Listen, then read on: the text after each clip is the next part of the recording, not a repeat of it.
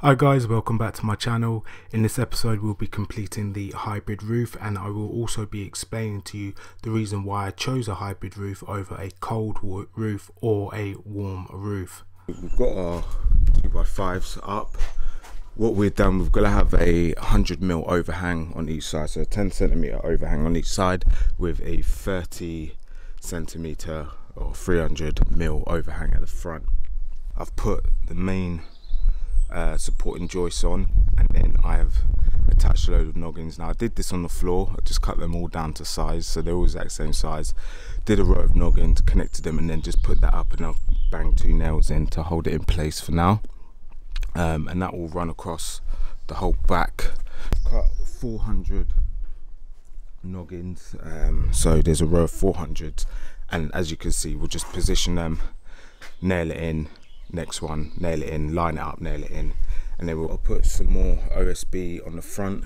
So this section here, this is where the door is going to sit, and then there's going to be the shed door here, so I just got to put a top brace across there. Right, so now we will continue on with the roof. So what I'm going to do is we're going to follow the same method as these two end ones, and do some noggins. So what we want is we want a 100mm overhang, so a 10cm overhang for our soffits. It means we don't have to cut down our soffits, it can slot perfectly in there, go underneath the fascia, and then we're good to go. So I thought now would be a good time to explain the reason why I opted for a hybrid roof over a warm or a cold roof, and this is purely down to soundproofing and height restrictions, as the room will be mainly used for media entertainment.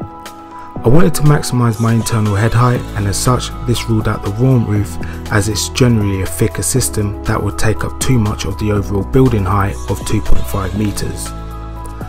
Which leaves us with the cold roof, and this requires venting and would be a weak point in the soundproofing of the building. Therefore, after a lot of research, I opted for a hybrid roof.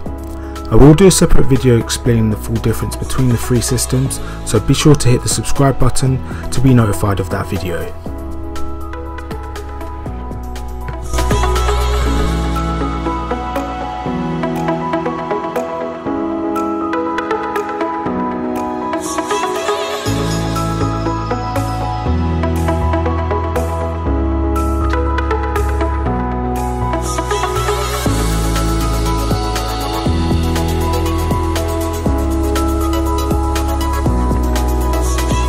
Right, okay, so we've almost finished the joist. Still got a few noggins put in the back, and then we've got the centre noggins. But what I'm going to do, I'm going to take the string line out, and I'm going to put the front bracing in, so we can start squaring up and supporting the end runners, just because they're currently holding on noggins. So once we've got that will tie it all together. So what I've done is I've just put a bit of timber there, because I'm working on my own. Then that allows me to get the timber up there and hold it in place while I get it all straightened out. So.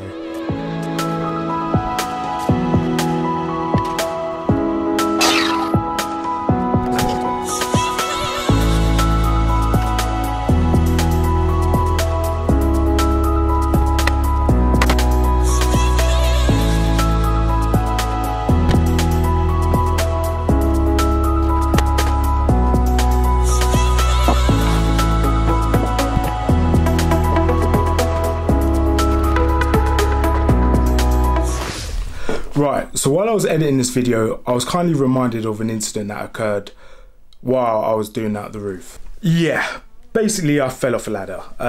So I wasn't able to complete the roof to the full extent that I wanted to, and big shout out to my neighbour Russ, who gave me a helping hand, and he was the one who actually completed the tongue and groove boards for the roof panel until I made a full recovery. So unfortunately I've had to edit that bit out because there isn't any, well, there's no footage of it in the first place, essentially, because I was in bed recovering.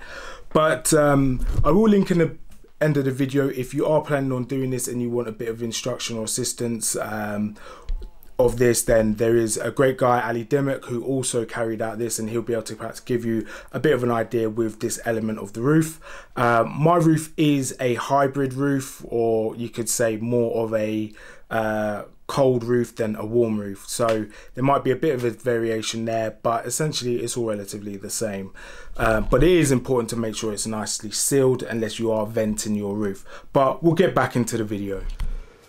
Right guys, so we are continuing. We're finally going to fill these gaps in, hopefully. So I've just placed this plank. As you can see, I've cut it down at an angle, so we're going to use the circular saw, follow the lines. Hopefully they should slot tightly in, push it up as far as we can, screw it in, and then go around it with some expanding foam. That should give us a nice tight seal.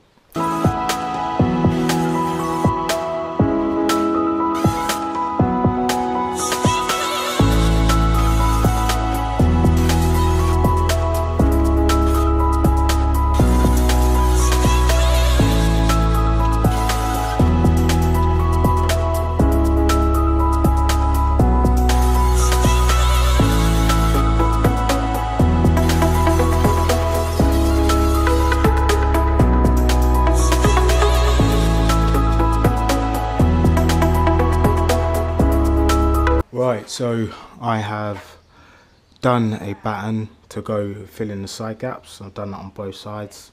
I completely messed up the measurement on that side, but not to worry, we managed to resolve it. So what I'm now going to do is just screw in underneath to hold it, and then what we'll do is we'll foam fill the rest of it. Kind of wish I'd have took my neighbour's advice in just building the wall on an angle.